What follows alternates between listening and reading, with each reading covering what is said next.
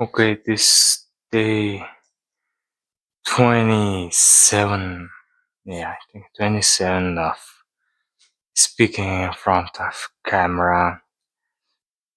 Yesterday, I didn't record my daily series on time. I made it around 2 a.m. and I only slept 3 hours, and I'm really tired as fuck right now. And now I'm doing some uh, assignment on my computer.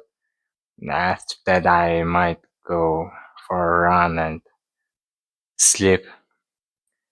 Uh, this tonight, I'm gonna sleep like a baby, and in the morning, I have a training, and after that, I need to go to school, university, and do some lecture and seminar works in the university. After that, I still have clients work. Um, I haven't told about that. Like, I'm kind of freelancer guy. I edit video, freelancer video editor, and I do have kind of lots of